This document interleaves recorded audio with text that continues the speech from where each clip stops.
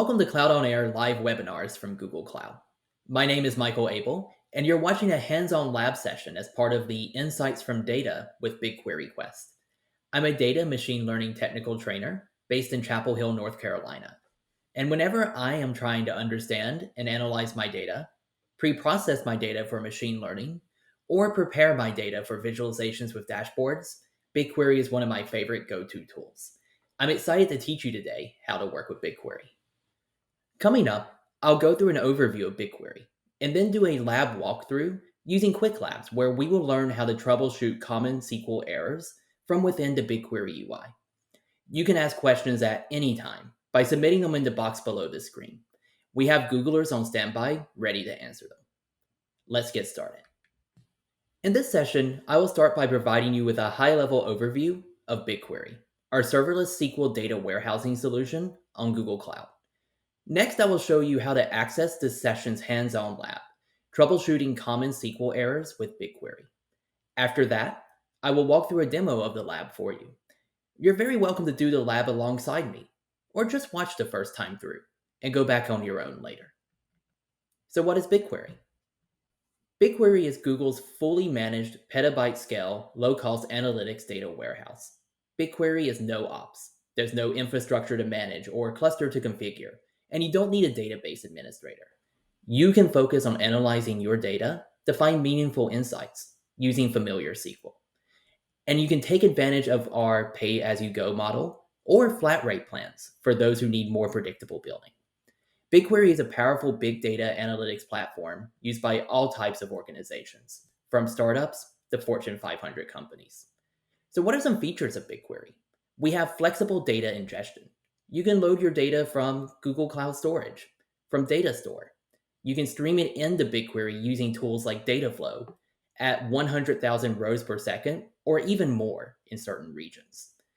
You have global availability. You have the option to store your BigQuery data in many different regions across the world, and including multi-regions in the US, Europe, and Asia.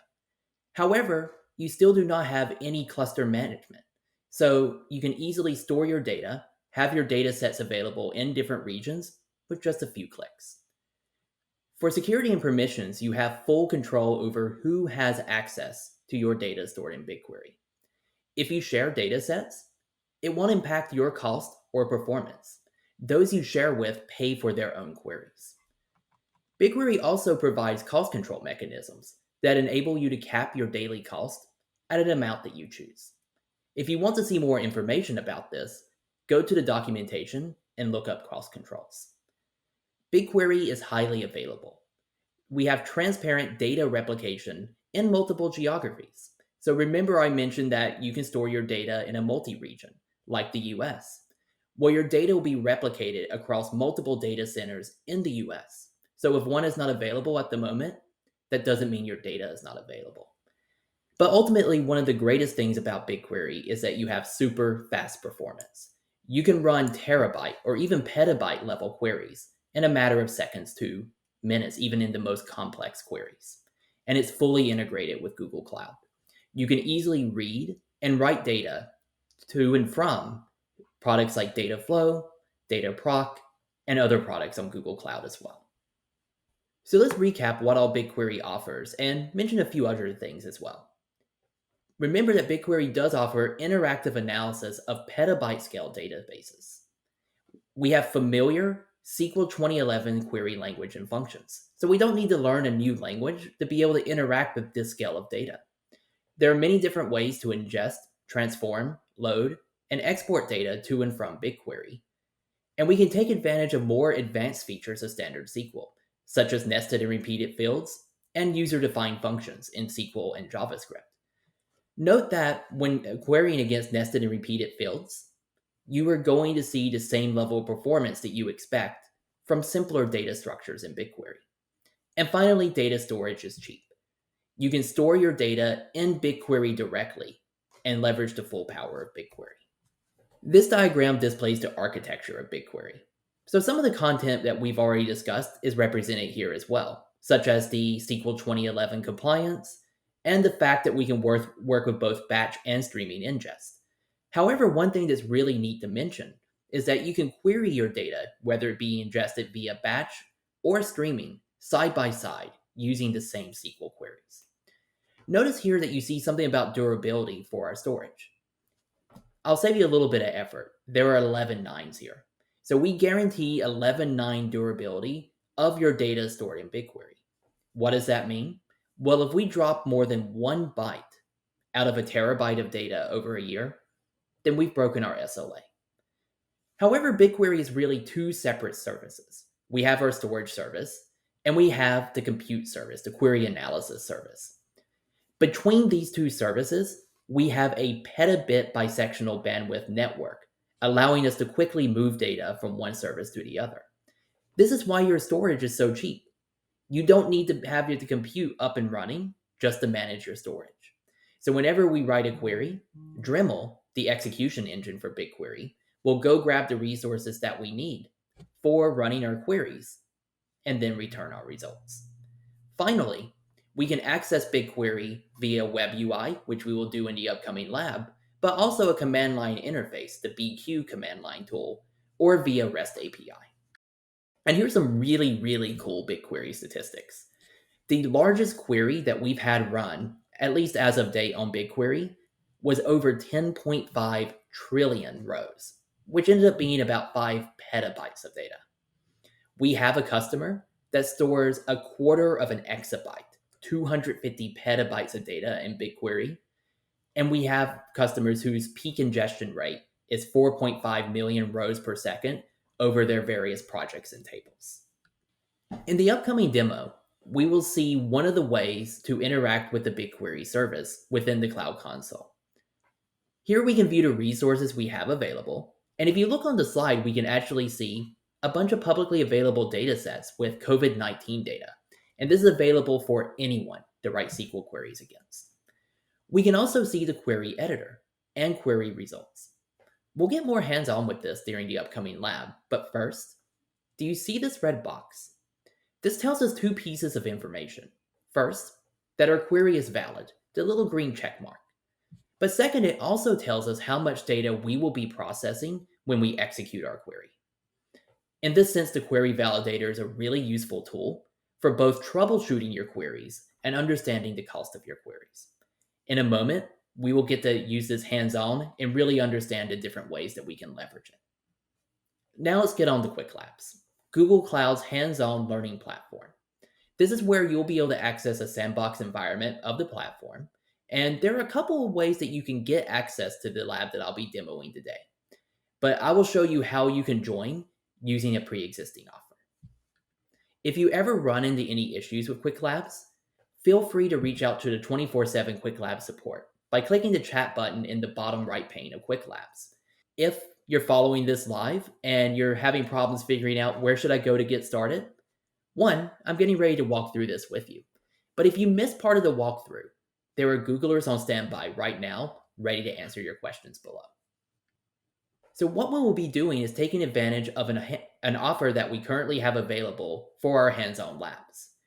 After completing a lab working toward one of our skill badges, you will have access to the full hands-on lab catalog in Quick Labs for 30 days. So let's go ahead and jump into the lab and get started. Now we're ready to start our lab. So we'll go to goo.gle/hands-on-labs. As a note, you can see the URL here on the screen, but also the URL is available in the text description of the video. And if you cannot find it, a Googler will be happy to help. So let's go ahead and go here. And this will take us to our Quick Labs offer. So here, we can get a code. So let's go ahead and copy that to our clipboard here. And we can see that the Quick Labs catalog will be free for 30 days once we complete our first lab as part of one of these skill badge quests. So let's go ahead and scroll down to the quest that we will be doing, Insights from Data with BigQuery. And then we can click Enroll. So we can enter our access code here and verify that yes, indeed, we are not a robot. Okay, great. And now we're ready to enroll in the quest. So let me go ahead and click Enroll. And it will take us to the first lab of the quest, though we're not going to do this lab today. We're going to do a different lab. As a note, if you have not created a Quick Labs account before, you will have to create a Quick Labs account. So let me just show you quickly what that looks like. So let me go to Join. So when we go to create a Quick Labs account, if you have a Google sign-in, you can sign in with Google. If not, then you'll want to fill out your name, email, and give a password. So I will go back here and sign in instead. So let me sign in. And I'm going to sign in with my Gmail account instead. Okay. So now we're ready to go down and start our lab. So troubleshooting common SQL errors with BigQuery. So let's look at the overview of this lab.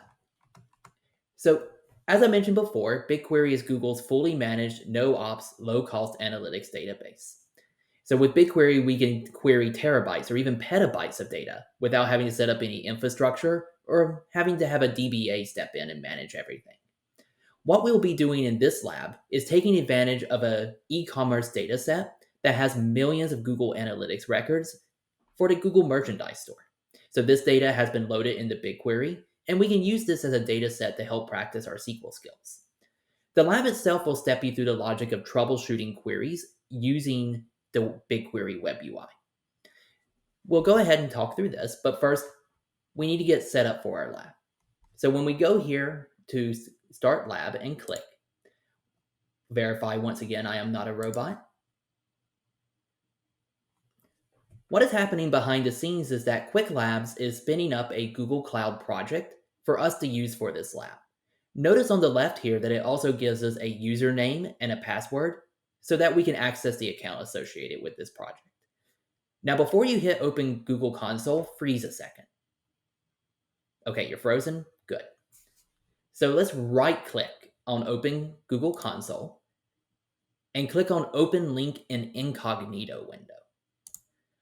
Why are we opening this up in an incognito window? Well, we want to be sure that we're using our Quick Labs credentials, not our own personal or corporate Google account, so that we're charging the resources for this lab the Quick Labs, not our own accounts. Freeze again. Remember I said we wanted to use the Quick Labs credentials. So we need to go back to the other window, and then we can click on the little clipboard icon beside of username. So let's get that username, go back to our sign in here in our incognito window, and then we need to get the password.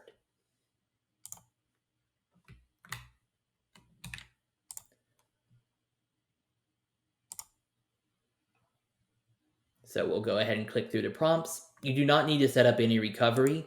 This account only exists for the duration of the lab. Afterwards, the account and the Google Cloud resources will be torn down.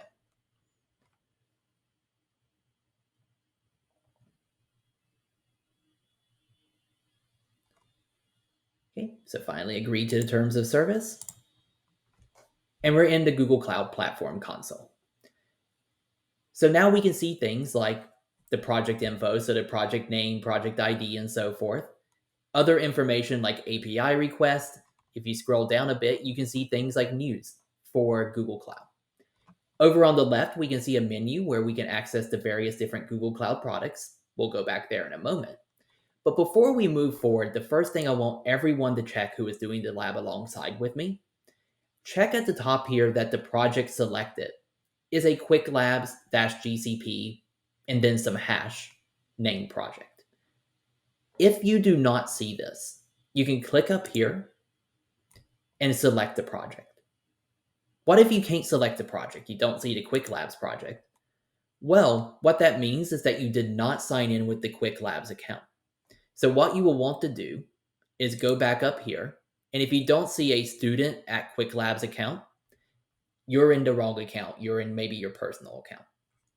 So you can sign out and sign back in with these credentials given to you by Quick Labs. Okay, so once we're at the console, we're ready to get started with the lab itself. So what we've talked through so far is the quick lab setup and getting to the cloud console. So now we're ready, if we scroll down a bit here, to do our next step. Let's open BigQuery and pin a project to the resource tree. So to get the BigQuery, let me go back here. We can scroll down here on the left and go all the way down to Big Data. It's pretty far down, it's close to the bottom. And then we will see BigQuery. So if you're like me and you hate sifting through menus, fortunately we have a search bar available at the center top of the console. So what we could do instead is type in BigQuery and then select it here. I always find this to be a much quicker way to get where I'm going. So let me go ahead and click Done here. This is just telling us a little bit about the Cloud Console and BigQuery UI. We're going to talk through that together. And let me get rid of a few of these prompts here so we have a little bit more screen real estate. So here it is, the BigQuery Cloud Console UI. We can see on the left here various different things that we can explore. The query history, so any queries ran in our project. So if I do a simple select 1+1 in our query editor. So the query editor is a space within the UI that we can edit our queries, and then we can click Run to run this query. Of course, select 1+1 is a very simple query that returns 2. So down here in the bottom pane, we can see our query results and other information like the job information, the JSON representation of the results, and execution details for our queries. Unsurprisingly, 1+1 is a very quick query to execute. So now if we go back to the query history, we can see this query in our query history. We can see information like any saved queries that we have for ourselves or our project, job history. So whenever we're loading data into BigQuery, extracting data from BigQuery, we'll be able to see that here. We can see other things like access to the data transfer service for BigQuery, scheduling queries in BigQuery, and reserving flat rate resources, so slots that we reserve specifically for our project. We won't get into these three today. For now, we'll be focusing mostly on the query editor and how we can use that to help us be sure that our queries are valid and understand more about our queries themselves. So let's jump back to the directions now that we're at the console, and let's go down to the next step here. So in this next step, it says, open up this link, and this should pin a new project to our resources. So since we're in an incognito window separately, let's not click the link, let's copy and paste the link. So I'm going to do this in a new tab in my incognito window.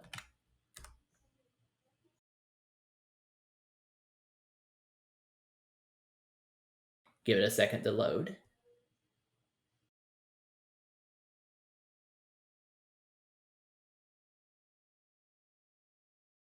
And now over here on the left, we can see that we have the Data to Insights project now pinned in our menu. So we can click on the little arrow here, and we can see all of the data sets available within this project. So within BigQuery, the way that resources are organized is you have the project level. Within projects, the highest level container is a data set. And within data sets, we have tables and other objects as well, such as views, user-defined functions, or even machine learning models when using BigQuery ML. So here we have the e-commerce data set. And if I click here, we can see the tables that we will be working with in a moment. Notice that we do have some things that are not tables. So here we do have some machine learning models, and here we have some partition tables. But we'll be focusing on just the normal tables for today. So if I go back to the directions, we can see that we have our project. Well, we need to go back and pin the project. I'll do that in a second. But we can see that now that we're ready to go, we're ready to explore some queries. So let's start with our first task. We want to find the total number of customers. Getting tripped up on words apparently. Find the total number of customers who went through checkout. So here's a query. Let's grab it. But as a note, any of the code blocks within Quick Labs, we can click on the top right here. There's a little clipboard symbol. We can click on it, and it will copy it to our clipboard, so we don't have to try to highlight the copy and paste. And let's paste this into our query editor. Immediately, we see two things. One, we get a little exclamation point here of red. And notice that when we put our mouse over it, we get a syntax error. Also, if we go down over here to the right, we can see if our query validator is no longer this nice green check mark. And if we click on it, we see the exact same syntax error. So select list must not be empty, and then it gives a position, line, and then character number. But is this the only thing wrong with this query? So take a moment and look at this query, and tell me what all is wrong with this query. What can you find that doesn't look quite right?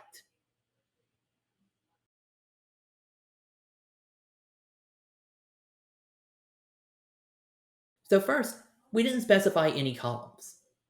But second, there's something else that's wrong too. So notice that here, if I maybe do select star from now, we still have a problem with our query. If we click on the query validator, we see not found, project data to, that's the issue. We didn't spell insights correctly.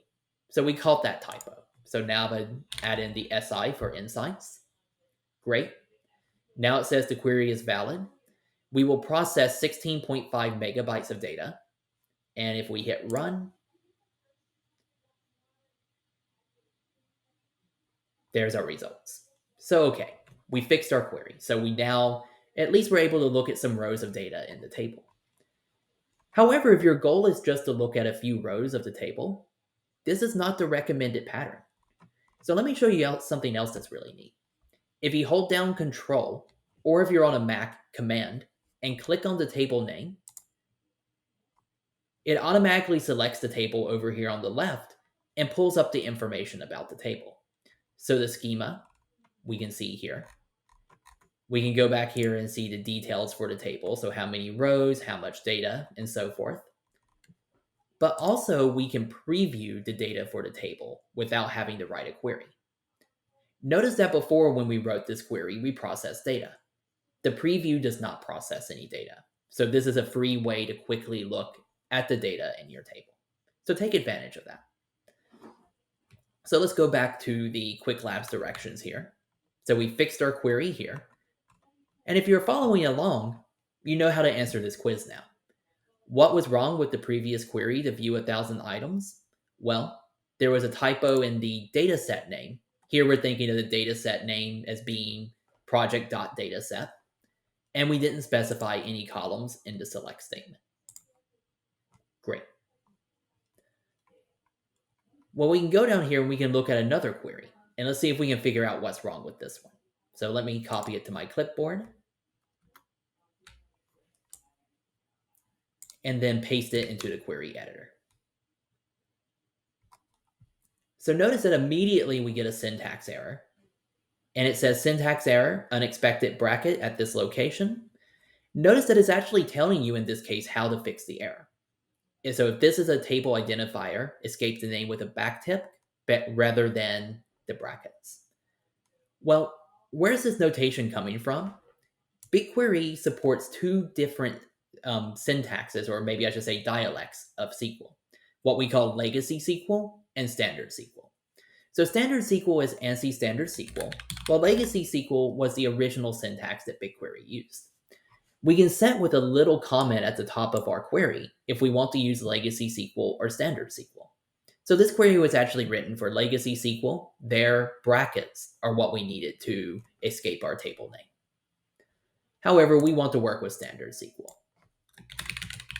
So if we wanted to fix this, we could go back, add in a backtick here, add in a backtick here. And then finally, it comes up with one other syntax error. The project name needs to be separated by dot, not by colon. Easy enough to fix. And then we could run this query and get the exact same results we got before. Okay, great. We fixed another query. So let's go back to our directions again. And well, we figured out what the issue was here. We were trying to use legacy SQL. So let's look at this example now. And maybe we won't put this one into the query validator. I think we can figure this one out without actually running it in the validator. So with this query here, we have select from table name. What's wrong with this query? Well, we forgot our columns again. Cannot forget your columns. Okay, so now let's look at this query.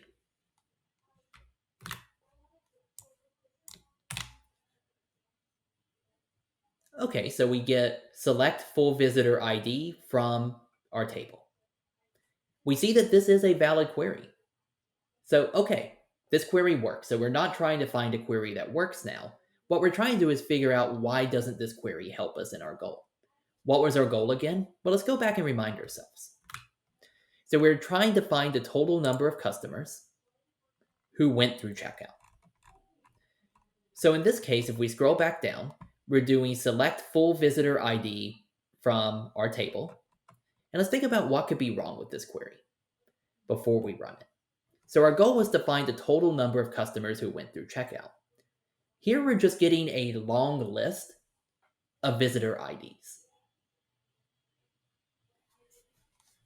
Well, a list of visitor IDs is nice. That can give us the information that we want, but it won't actually solve our problem. We want the total number of customers. Though without the aggregations, limits, or sorting, this query is not that insightful. So okay, did we capture everything? No, there's one more correct answer. Let's think about this a moment. So we know for sure that this is an issue. But let's think back once again to what we were trying to do. We're trying to find the total number of customers who went through checkout. So if we're just listing all the visitor IDs, we don't have information about have they went through checkout or not. We need some other information to capture that. And the last answer choice here is what points to that. We're missing the page title. So if the page title is not something like customer checkout, then we don't want to count that entry. So if we put those together, we see that, okay, great, we have the right idea. So this points out something as well. Writing a good SQL query for your problem is not just about writing a valid SQL query, it's ensuring that it's really answering your question. So let's go one step further here.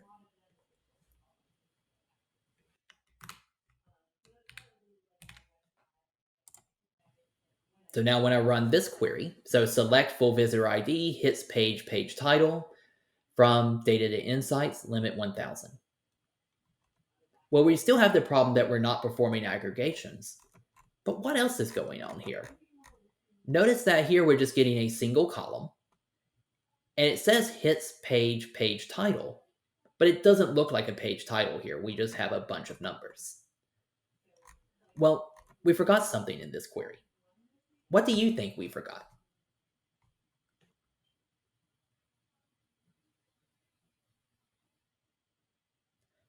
So hopefully you noticed that we forgot a comma between our columns. So this is something that the Query Validator won't catch, but seeing our results will help us figure this out. If we do not include a comma, this is an implicit as. What this does is this gives us full visitor ID, but renames the column with hits page title. So instead, we want a comma here. So now when we rerun this query, we do get our full visitor IDs as expected, and we also get the page title. So here we can see checkout confirmation. That's a good sign because that's what we're looking for. We want to see that the visitor has went through checkout. So here we can answer our question. How many columns did the previous query return? Well, before we added our comma, only one. So once we include our comma, we do get both columns. So we're getting there. We still need to answer our question about the total number, but we have a way to be sure we're picking customers that did go through checkout. So scrolling down a little bit more here, let's go ahead and think about our query that we had before. So we want to try to answer how many unique visitors reached checkout. So let's try this. Let's perform an aggregation. Let's count the full visitor ID. So let's go back to our query editor, paste this in. Oh, we have an issue. So select list expression references column hits page, page title, which is neither grouped nor aggregated. So if we're using an aggregated field, that is like count full visitor ID, then every other field we either have to group by or it also has to be aggregated. So we need to think a moment how we want to try to attack this. Well, what we could do is we want to count up the number of visitors that have went through checkout confirmation. So if we group by the hits page, page title, we're going to see how many visitors we had for each page title. So that'll be perfect. Let's go ahead and add in group by hits page, page title. And let's run this query. So now we see our results, and we see one thing that's a bit weird. We have checkout confirmation, 2: checkout confirmation, 6: checkout confirmation. So we have a lot of different types of checkout confirmation pages, but also we have some pages that are clearly not checkout confirmation. So we want to get rid of those. So let's go back here. And we figured out already what was wrong with the previous query. Well, this query here. But what about this query? What could go wrong? Well, here we have 4 possibilities. So here we have a count function is used where sum should be used instead. Well, in this case, count makes sense. We're just trying to count up the number of visitors. The query here was missing a group by clause. We already figured that out. But this answer choice brings up a really good point. What if we have the same visitor ID show up multiple times? We want to see the total number of unique customers that went through checkout. Well, maybe a customer went through checkout multiple times. So we could have an issue where we're counting duplicates. So we should include this as well. And just to be sure, we didn't miss anything. So what we can do is we can add in the distinct keyword. So we can add in the distinct keyword in front of full visitor ID. And now what this will do is this will only add 1 to the count for each unique visitor. So notice that here we have 56,518. When we rerun the query with the distinct keyword, it drops to below 20,000. So we were definitely counting a lot of duplicates here. So it's a good thing that we added this in. So going back, we see the query that we just run, and we see the results. So we're on the same page, everything's good. So then what we're going to do is maybe instead of worry about all these different types of checkout confirmation, and we want to get rid of the other pages as well, let's just filter based on checkout confirmation. So we'll do this by adding a where clause after the from clause, where hits page, page title is equal to checkout confirmation. So now we're going to get exactly 1 row as expected. If you wanted to include the other checkout confirmation rows, you could use some sort of regular expression extraction to try to find them. But for now, let's just keep it simple and look out for just this page title. So throughout the lab, you'll notice these check my progress buttons. So for all of these labs, we have activity tracking, where we go through and verify that you've went through the lab. That way, when you finish up one of these skill badges, people know that, yes, you did actually go through and complete all of these labs. So if I click check my progress here, we have done it. We have found the total number of customers that went through checkout. And as a note over here on the right, you can see the current score. And if we click here, we can see progress, the 3 progress steps, and if we've cleared them or not. So 2 steps to go. We're getting there.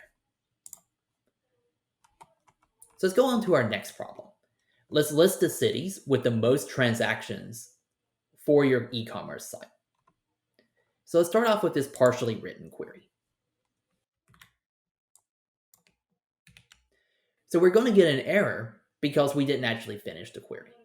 So here we're selecting city, transactions, and counting distinct visitor IDs from our table. But let's think about what we want to group by. So let me go back here. We want to be able to list the cities with the most transactions. So in this case, we want to group by city. So let's go ahead and add that in. So group by GeoNetwork underscore city. Oh, we still have an issue though. If we're grouping by GeoNetwork city, we still have an issue with our total transactions. It's neither grouped nor aggregated. But if we go back to our instructions once again, we wanted to list the cities with the most transactions. So we don't want to group by transactions here. We want to count up the transactions. So let's add in a sum function here to add up these transactions. So now we have a valid query and we can run it. So here we can see city. Well, what's this F0 underscore? We can figure that out by looking at the other column, distinct visitors, and we realize that, well, we have one column missing, and that's our sum totals transactions. So let me give this a name. So I'll say as sum transactions. So the as keyword can allow you to rename a column. And whenever you do any sort of calculation within your columns, you'll want to do this so you can understand what the columns are referring to. So now we see that filled in. So scrolling down here, we see a possible solution. The only difference from what we did is I named my column something slightly different. So now for our next direction, we want to update the previous query to order the top cities first. So we want to order by whoever has the most transactions. So what we can do here is we can add in the order by keyword. So when we add in the order by keyword, we can say, okay, we want to order by, I did some transactions, so I'll be consistent. And let's rerun this query. Oh, wait a second. We were trying to find the largest number of transactions, but here we got the smallest. So we ordered correctly, or rather we ordered, but in the wrong direction. So the default behavior of order by is ascending order, which you can be very, very clear about by adding on the ASC keyword for ascending. Instead, we want descending, so DESC. Great. So we see here that the city that is the largest are actually ones that are not available in the demo data set. But for actual cities, we get New York and then Mountain View and San Francisco and Sunnyvale. So scrolling down here, which city had the most distinct visitors? Oh, we answered the wrong question. So let's remember for later that we already ordered by sum of transactions.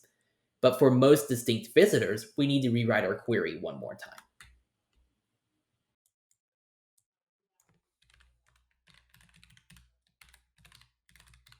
But that's easy. We can replace this with distinct visitors, rerun the query, and now we get Mountain View. Once again, we're ignoring the not available in demo data set. So great. And then here we have a possible solution. So let's see what this next instruction is saying. So now we want to update the query and create a new calculated field to return the average number of products per order by city. So let's go ahead and do that. So we want average per city. Let's just add a new field. Well, what is the average? It's the sum divided by the count. So let's just grab the sum of transactions from here, divided by the count here. And then I'll call this as average per city. Query Validator says this is valid. And then when we rerun this query, we see average per city. So we did correctly calculate it. And let's see if there is something in particular we needed to do with this. So right now it's just return the average number. We're not worried about ordering yet. But then maybe we want to get it to match these results here. So let's go ahead and do that.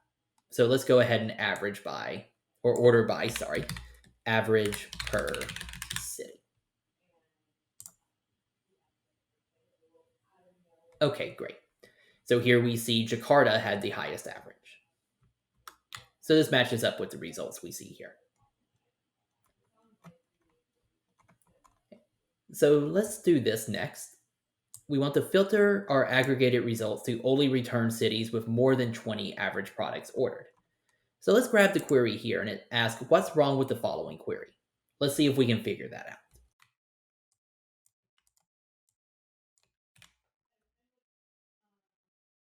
Oh, well, here it says average products unordered is an unrecognized name. So let's talk a little bit about the where clause. The where clause in SQL will filter against columns in the table, or you can also do it in terms of expressions of these columns. However, we cannot reference aliased columns. That is, here we have a column that was computed within the context of the query, this average, and we can't filter against that within the where clause. However, there is a way that we can do this. Whenever we're doing any sort of aggregation within the query, we can filter against it not by using a where clause, but by using the having clause. So let me switch this to having. And just another note, where we expect to appear after the from clause. For having, this needs to come after group by instead. But now this query is valid, and we expect to only get Jakarta as an answer. That's the only place where the average products is greater than 20. And there we go. So we get only Jakarta as expected. So in this case, we already figured out what was wrong with the previous query. We needed to use the having clause instead. But also, you cannot filter on alias fields within the where clause. So this is what we had to do to fix it, but this is something that's worth knowing in general. You cannot filter against any alias fields within the where clause. You can use subqueries or a with statement, but we won't worry about that for now. And for reference, here's a possible solution. And we can double check here that, oh, we did not complete this step yet. So let's figure out. Let me run the query again. It may be being a little slow.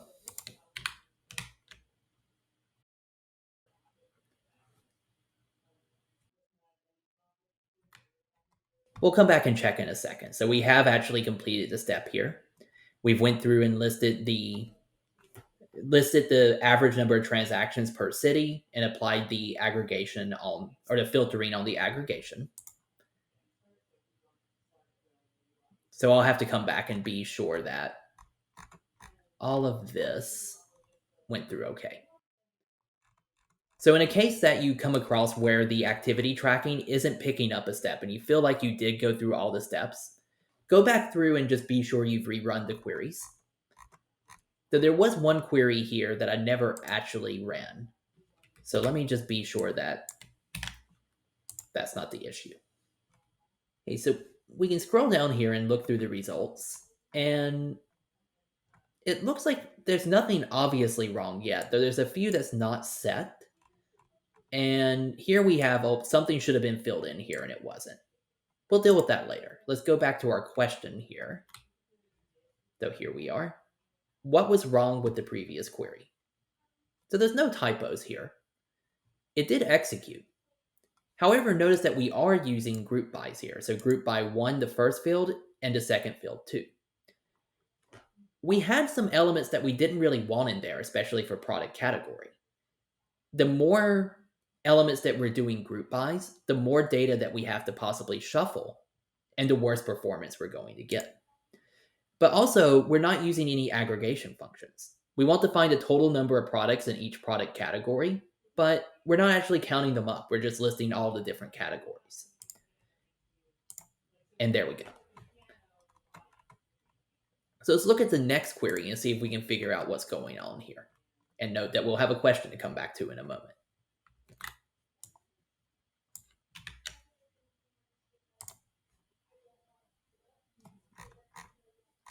Okay, so if we look here, so far looking good, number of products, product category, but we still have that not set. And there's a little weird thing here where something should have been filled in.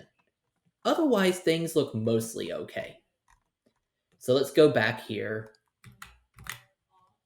and let's see what is wrong with the previous query. So notice that here, we're saying the where clause should include null product names. Well, we don't want to include product names, or null product names. We want to take examples where we actually have the product names. So definitely not that. The count function is not the distinct number of products in each category. We didn't take care of duplicates. So this could be it. The group by, so here we're grouping by product category. That seems like the correct column. So I'm betting on this one. We may have duplicates that we have to worry about. So let's take care of that. And let's notice the difference here. So notice that for apparel, we have 15,000. When we add in our distinct keyword to get rid of duplicates, it drops to 204. So definitely we had a problem with duplicates there. So that confirms it. So then which category has the most distinct number of products offered? Well, it's actually the not set category where we didn't go in and set. Otherwise, if we go back, we would see apparel is the highest of the categories that we know. And here it actually makes a comment that not set could indicate different things. Maybe the product doesn't have a category. Maybe we didn't go in and put that down. And then what is this? This is front end code to render the category. So there could be an issue with the Google Analytics tracking script here. So let's check our progress. Be sure we did this successfully. And we did. And notice here, we're now at 100 out of 100. We're done with the lab. So what we did in this lab was we used the query editor to be able to go in and understand, one, are our queries valid? Are there syntax errors or other little errors? But also took advantage of the fact that we could easily run our queries quickly and interact with the results to find issues in the logic of our queries and be able to fix those.